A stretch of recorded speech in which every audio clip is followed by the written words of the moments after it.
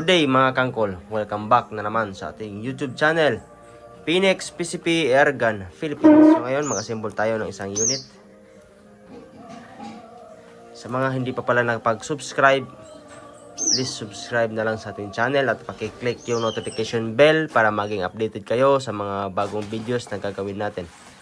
So ganun pa rin sa mga parcels natin, meron tayong free stickers. Ayan, dalawang klase ito, may black and white and saka yung isa yung gold na sticker. Phoenix PCP Airgun Philippines. So, wag na kayong how much, ganun pa rin. Madami pa yung nagtatanong sa ating YouTube, nagko-comment how much, magkano, paano makabili. So, panoorin yung video nito para alam nyo. So, nilalagay natin yung link description below. Doon na kayo mag-click yun na lang yung Facebook account natin. Doon kayo mag-message, doon kayo mag-order. Pati yung shops, Lazada natin, Shopee, nandun na din yung mga parts ng mga units natin. So yan mga ka-uncles, magbubuta tayo ngayon ng isang Phoenix 4 receiver. Yan, sulat yan dyan, Phoenix 004. Ito, Phoenix 4 4 inches receiver. Yan, full CNC made, stainless ang kanyang internals mga ka-uncles. Yan. Yan, assemble natin. Ito din. Tactical trigger natin. CNC made din yan mga ka-uncles. Stainless ang kanyang internals. Yan. Tapos naka-swing type, naka-o-ring type na kanyang swing. Tapos meron siyang barrel stopper. Butas 6, ganun pa rin, 16mm outside diameter. So ikakabit natin barrel is 15 inches. Yung order ni sir is 16 inches. Naubusan pala tayo ng stock. So 15 inches yung ikakabit natin. I-minus na lang natin yung price nito. Kasi yung bumper tube, naubusan din tayo. Last piece na to, kaya hindi na muna natin itong ibenta. Sabi ko sa kanya, sir, mag-order ka na lang. Ikaw na bahala. Nasa yung tactical batch stock hindi kasama sa order niya. So ikakabit lang natin to para makita natin yung unit kapag buo na. Yung tangke, aluminum tank, 0.22 liters. Silencer, Taiwan regulator. Bypass hindi kasama, kakabit lang natin. So symbol na natin, ganoon pa rin. Symbol muna natin to. Kabit natin yung regulator, tapos tangke para maligtis muna natin. Sa mga hindi pa pala nakapag-subscribe natin channel, please subscribe na lang at pakiclick nyo po yung notification bell para updated kayo sa mga bagong videos na gagawin natin.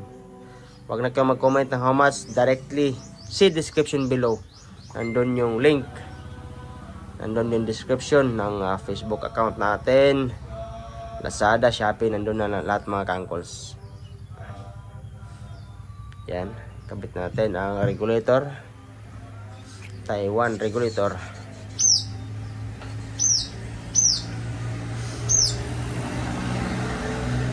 Kakabit. Tanggalin lang itong knock off pin mga ka-uncles. Kasi kung di mo natanggalin yan, kahit anong karga mo sa tangke, wala lalabas na hangin.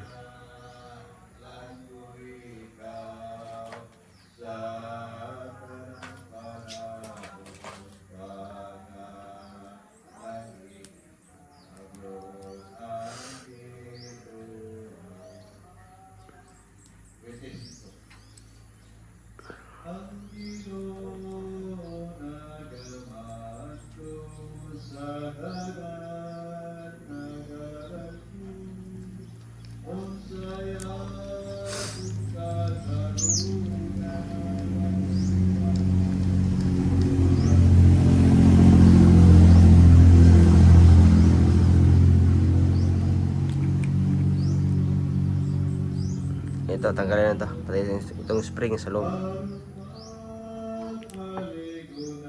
Tapos ibalik nyo lang.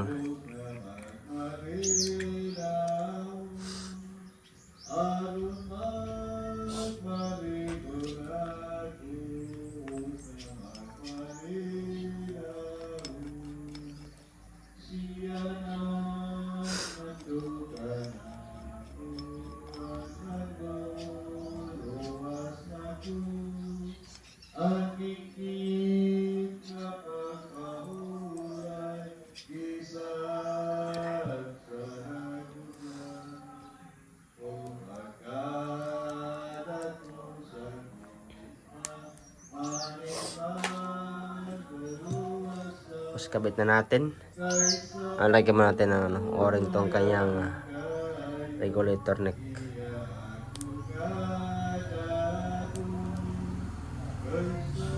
Tapos para iwas gas-gas or masira yung o-ring, maganda kung meron kayong oil. Hindi kasi itong silicone oil. Marami naman to sa online. Yan mga ka-uncles. Silicone oil.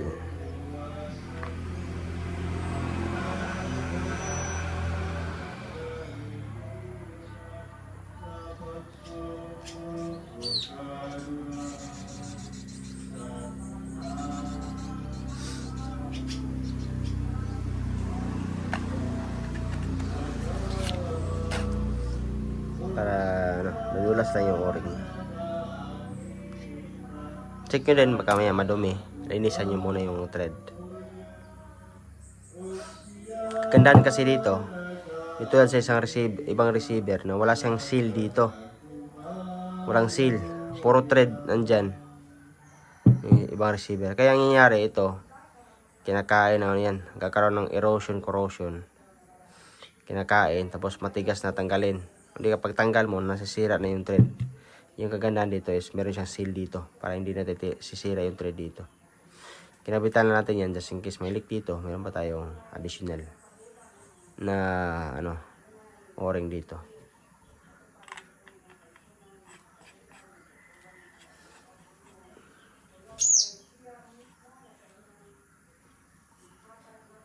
Ayos, sakto-sakto. Minsan kasi yung mga thread na regulator na supply, paiba-iba yung yung end-to-end ng thread niya. Kaya minsan yung regulator mo kahit higpit na, nagaganyan. Kahit same supply ng regulator, iba-iba yung niya. Kaya ginagawa natin, nilaluwagan lang yan. Tapos ina-adjust natin. Hindi kaya lalagyan mo ng shim dito. Lagyan mo ng shim. Kahit magupit ka lang ng lata ng coke. Hindi kaya bawasan mo. Kung meron kang lit machine, bawasan mo yung itong regulator. Para sakto-sakto siya nakaganyan. Kasi minsan, ang ganyan kasi, tapos tama yung under railings mo. Ginagawa natin, nilagan natin dyan. Kasi iniikot. Hindi kaya, yung iba, ginagawa nila, dito, yung sa regulator, binabawasan, hindi kaya nilalagyan ng shim. Yan, nakabit na natin. So, natin kabit is ang kanyang tangke. Compact setup yung ni sir. Compact. 0.22 liters na na aluminum tank. Hindi siya ayun sa carbon fiber, mahal. Nga lang, medyo mabigat nga lang to. Sukatin natin, baka may tatama yung silencer. Sakto din pala yung sa compact. Ayan. Kahit siguro 14 inches, sakto lang din. Malagyan pa ng silencer. So, karga natin ang hangin. Tapos i-ligtas muna natin. Yan mga ka-uncles. Mga ka-uncles, na-ligtas na natin, nakarga na natin ng 2,000 ang kanyang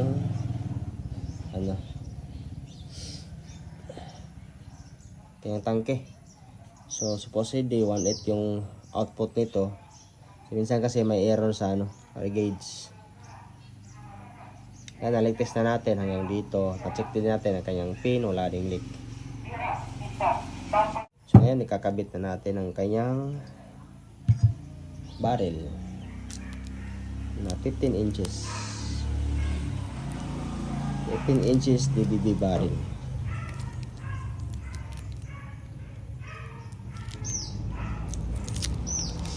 Sa maker pala ng barrel, dalawa yung maker ng DBB. Kaya magtataka kayo minsan yung isa may R, yung isa wala. Yung may R, yan, initial ng sealer. Tapos yung isang walang R, yun, DBB din yun.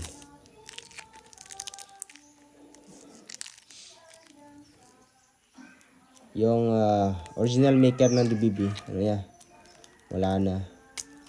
Tapos yung mga sumunod, yung anak, tsaka yung kapatid ata. Yung bayaw. Yung gumawa ng DBBR, yung anak.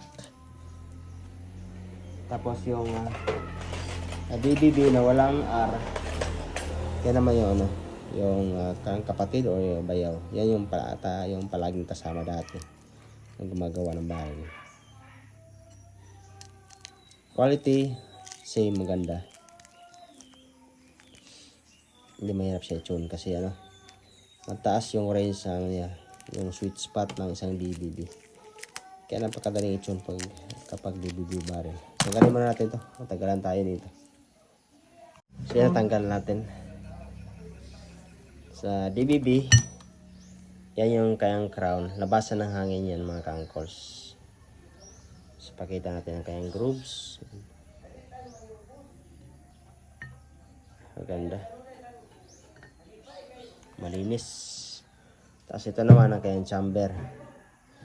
Pasukan ng pilit. So sa pagkabit, napakadali lang naman. Salpak lang naman yan.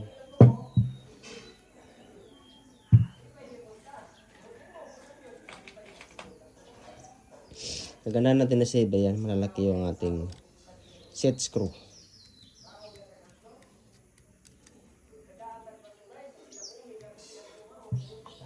Yan. Uy, masikip. Yan sakto lang. Ayos. Kapag masikip, lihaan natin.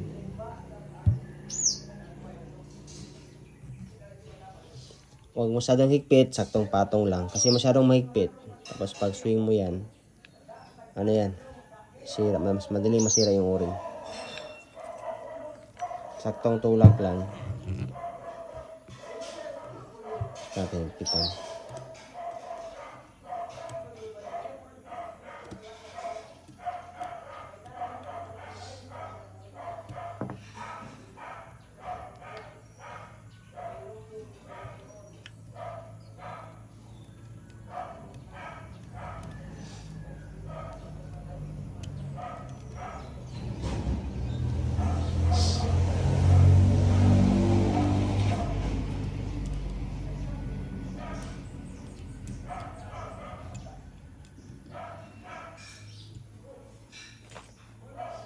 Yan. So, sunod ay kabit. Kayang tactical trigger.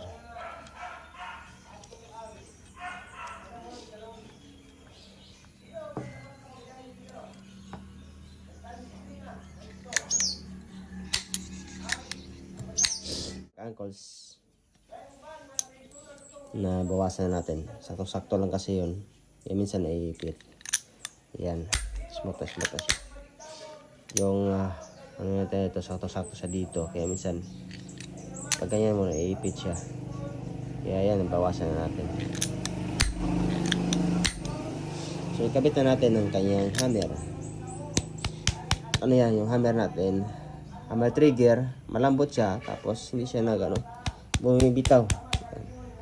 Napakakalambot lang yan mga uncles.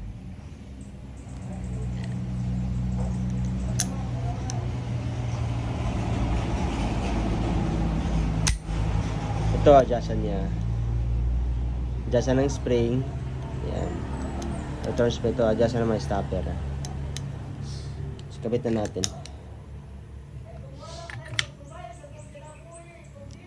Pagka masyado mahaba ito, balik siyang putulan. Ito, masyado mahaba. Sukatin natin. Ang nakalabas lang dapat yan, nasa nasa 4.5 to 5 mm. Ito, masyadong mahaba ito. Bawasan natin. So yan mga kangkos, bawasan natin. Kabit na natin ito.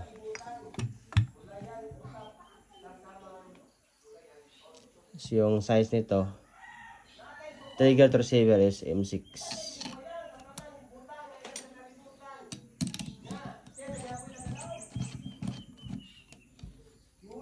Yan. Fit na fit yan. Kasi minsan, pag bibili kayo ng receiver lang, kayong bubuo, minsan mahaba to. Kaya nangyari, yung distance travel ng hammer mo masyadong maikli lang, kaya mahina yung EPS. Yan. Kaya advice ko, 4.5 to 5 mm yung nakalabas na pin. Kasi pag masyadong mahaba yan, konti lang yung travel ng ano mo, hammer. Yan lang. So yan, nabuo na natin. So natin ikabit ang kanyang buffer tube. So sa mga bagong batch natin ng mga receiver, trigger, M29 na yung sukat ng buffer tube. Dati kasi M30, para masukat natin sa pulling mechanism. Yung iba nagreklamo, sir maliit. Meron namang M30 na pang M4, kaso mas mahal kasi yung pang M4 na M30 na buffer tube. Kaya balik natin ulit sa M29.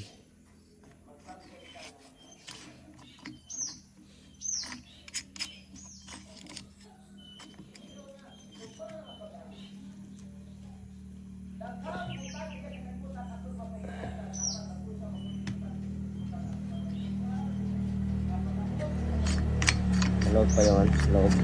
Tignan muna natin.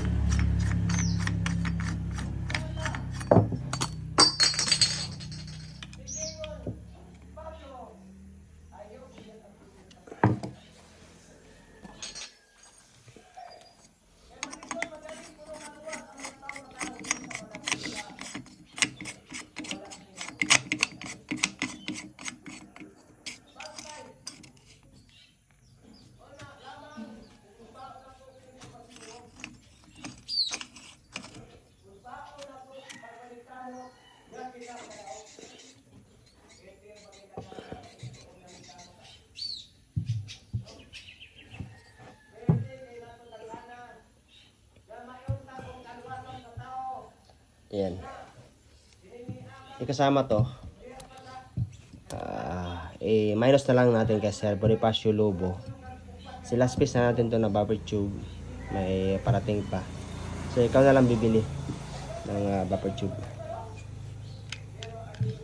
Tapos itong gel core bar stock, hindi rin kasama. Medyo may kamahalan to. Kagandahan kasi nito, napaka-comfortable gamitin kasi adjustable lang, kayang meron siyang cheek riser. Kaya yan, adjust siya. Tapos yung scope mo, ano siya, hindi siya masyadong mababa, kasi kung masyadong mababa hindi nakapatong yung mukha mo dito, yung cheek mo. Medyo mahirap siya ano yung scope. Maganda nito is adjustable. Meron siyang cheek riser. Tapos natin kabit ang kanyang tactical grip. Ito. So, ganun pa rin. Lagyan natin ang butas yan para kasya to.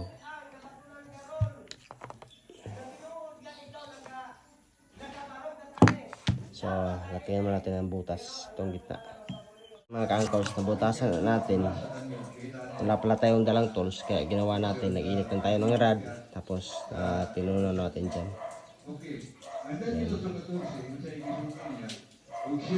Yan, sakto yan dyan. Fit na fit yung ating tactical grip. So ikabit na natin. Maganda kung meron kang mahabang allen range. Kung wala kang mahabang ganito, hirapan ka. Pwede rin mag-DIY kayo. Yung allen range mo, putulan mo lang, tapos tugtungan mo na lang.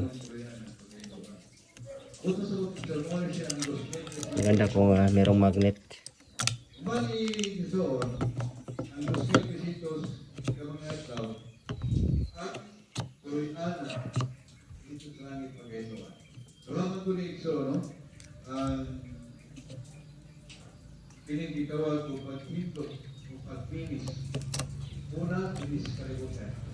Yung size pala nito ng bolt ng grip natin is M5.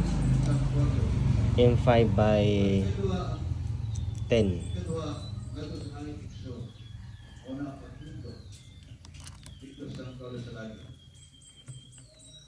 So shout out kay Sir Bonifacio Lobo. Siya yung may-ari ng unit. Kalimutan ko lang kung nag-full pay siya or full pay yata. Pwede namang kaya na gusto yung mas makamura, kayo na bibili ng barrel nyo, meron namang mga madaming barrel sa Lazada, mas mura. Kaso hindi natin alam kung yung accuracy niya. Maganda kung marunong ka mag-crown at marunong ka mag-chamber. Para bibili ka na lang ng barrel sa Lazada. Yung mga calls, fit na fit yan ang ating grip.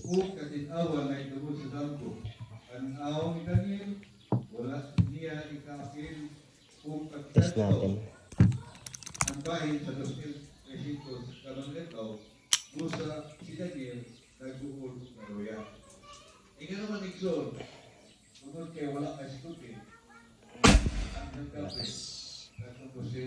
Lakas mga kangkols. So test natin yung kanyang EPS. So 15 inches barrel, 1,800 output. So test natin, hindi pa naka-maximum ang kanyang power. Test natin kung gaano siya kalakas. So commonly pag sa 15 inches sa yan, 800 plus yung kanyang sweet spot. Maganda siya tumama. Test natin. Mga uncles, hindi pa ka nakasagad yung kanyang power. 15 inches, 1,800 output. 4 inches receiver, 15 inches lang. Kung mas mabang barrel, mas mataas yung kanyang EPS. Kasi kung masyadong naka 15 inches ka, kung masyado na yung mataas yung EPS mo, hindi rin siya maganda tumama. So, bala natin. Compact setup lang to. Maganda kung naka-folding mechanism sir para mas di bali yung kanyang naka-fold to ba para mas pasok siya sa bag. So test natin.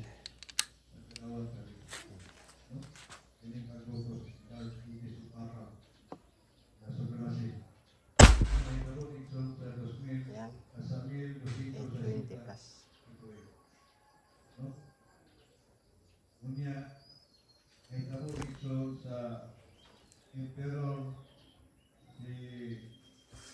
So pwede pa natin patasan.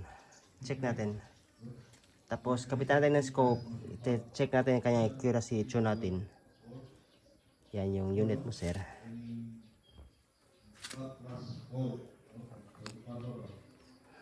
Hindi kasama tong gel core buttstock at buffer tube.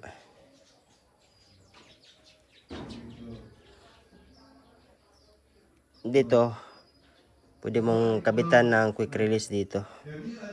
Dalawa yung lagay ng gauge. Mga uncles, shoutout sa'yo kay Sir Bonifacio Bolo from saan ba yun? Kidapawan City ba yun? Check natin. Una natin yung unit ni Sir Bonifacio from Dumaguete City. Adjustable ang kanyang check riser. Ay hindi pala. Hindi nga pala kasama tong kanyang buttstock tsaka buffer tube. Siya na yung bibili nito. Buffer tube tsaka buttstock. Yung bipod hindi rin kasama. So receiver, hindi rin kasama yung scope. Ito lang, receiver, grip, barrel, regulator, tangke at saka silencer. Yung inabail na sir. So ayan yung unit mo sir. Na-tune na natin. Napakaganda tumama. DBB barrel 15 inches compact. Maganda siguro kung maglalagay ka ng folding mechanism nito para nababali siya, pwede mo rin ipasok sa bag. So maganda din naman kahit ganito lang kasi natatanggal naman. Detread naman tong kanyang buffer tube. Maganda kasi yung di bali para pasok sa bag. So check natin ang kanyang accuracy. So 4 cm ang receiver. Adjustable power, adjustable trigger pull. So ganun pa rin yung ating yung specs ng ating receiver. 4 cm. Napakaganda, 4 inches receiver. Available yan sa ating Lazada, Shopee. Check nyo lang yung link description below.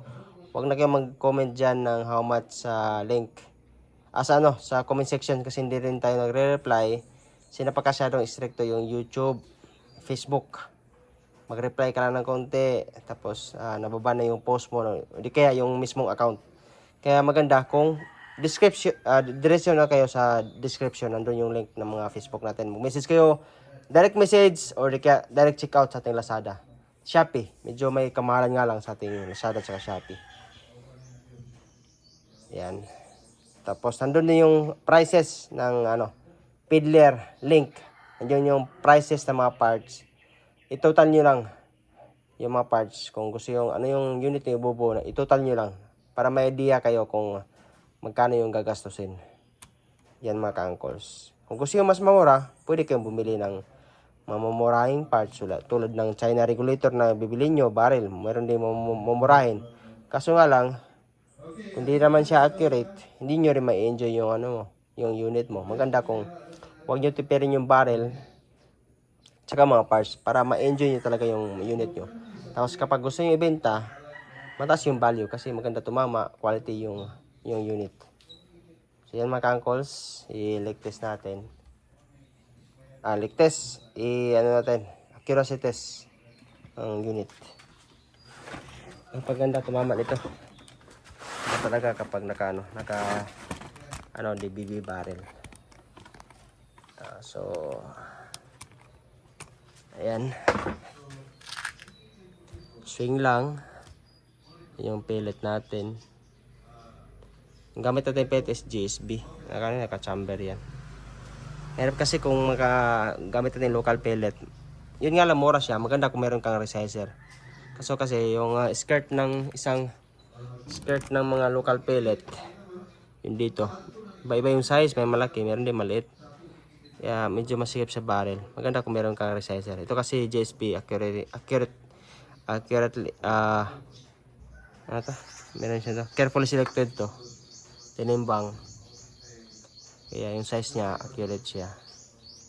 Medyo may kamalan nga lang kapag exact na ibalo yung pellet mo. Swing mo lang, swing mo pabalik. Ayan, ganda talaga kung meron siyang barrel stopper yan. Hindi na siya lalagpas. Dati kasi yung mga gawa natin, wala pa yung ganyan. Kapag swing mo, isisentro mo pa.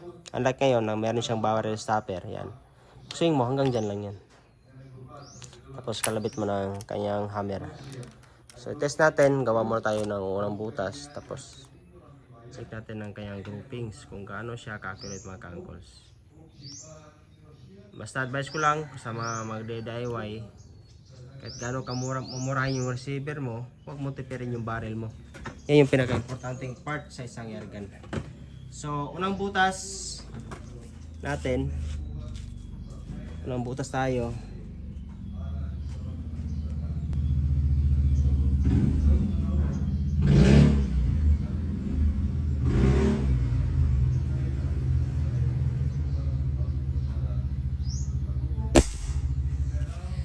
Yan mga ka-uncles, yung first shot natin. Yung butas na yan. Tapos yan din yung gagawing target natin. So second shot.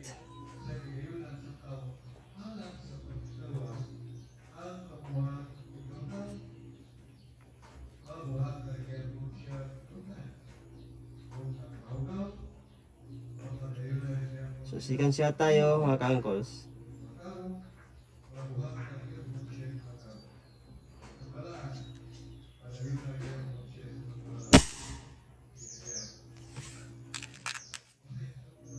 Yan, maganda. Isang butas lang, pellet to pellet.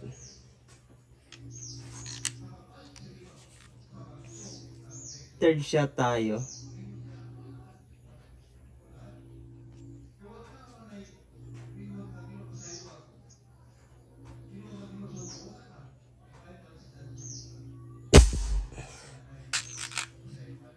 Ganun pa rin. Hindi nagbabago. Pagka-accurate.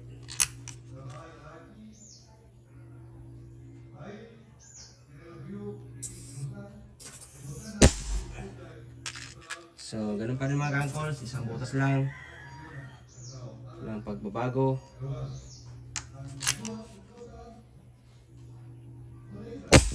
So, ganun pa rin. Hindi siya nagbabago mga ka-uncles. Ilang shots na ba tayo?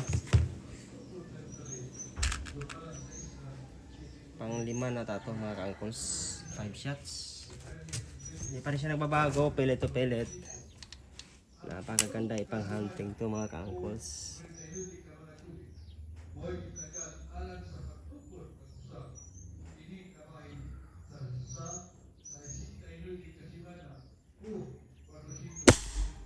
Yun, hindi nagbabago talaga.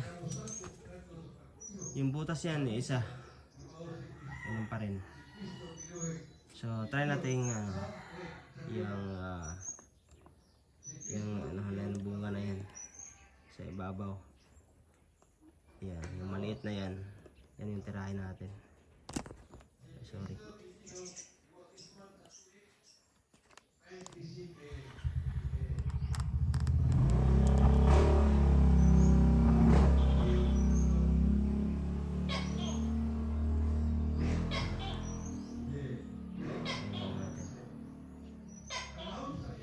Yan sa gitna.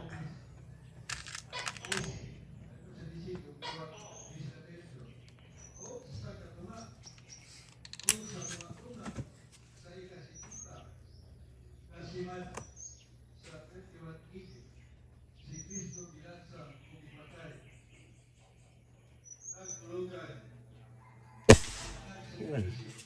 Wasak. Tawa natin yung ano, tangkay niya. Try natin. Yung tangkay niya, nasa ano lang yan, kalaki, 1 cm. Tangkay ng bunga.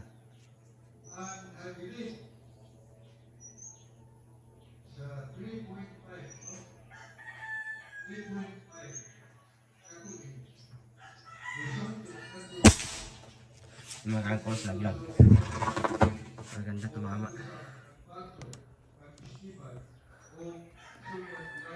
So yung unit mo sir, Bonifacio from Dumaguete City, all goods. Like natin, observeran natin ng isang araw kung hindi ba nagbabago yung ano niya, pressure. So na-observe natin na naligtas natin yan. Tapos gagawin natin, i-observe pa natin yan. All goods na yung unit mo sir. Sa mga subscriber natin at mga hindi pa pala nakapag-subscribe, please subscribe na lang sa ating YouTube channel at click yung notification bell para mag-updated kayo sa mga bagong videos natin. So Phoenix 4 compact design. So magkano bang total nito? Check natin yung price. Total natin mga ka-uncle.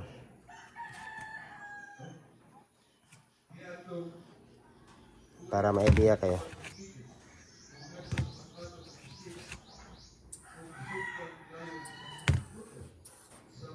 So, receiver trigger plus grip plus regulator, Taiwan, tangke, gas panel, plus 1.8.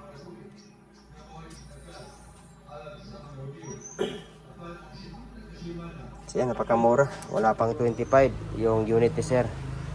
So hindi kasama yung scope, hindi kasama bipod, hindi kasama yung buffer tube, hindi kasama itong gel core buttstock. Medyo may kamarin kasi ito. Pwede mo palitan mo lang sir. Bilhan mo lang ng buttstock. Tapos plus, siyempre pag magpabuka, plus labor, parang assemble, tuning like this. Yung charge natin 3.5 to 4.5 depende sa unit na ikakabit. So yan mga sir. Please subscribe mga idol sa ating YouTube channel. Click yung notification bell para mag-updated kayo sa mga bagong videos natin. See you in the next vlog.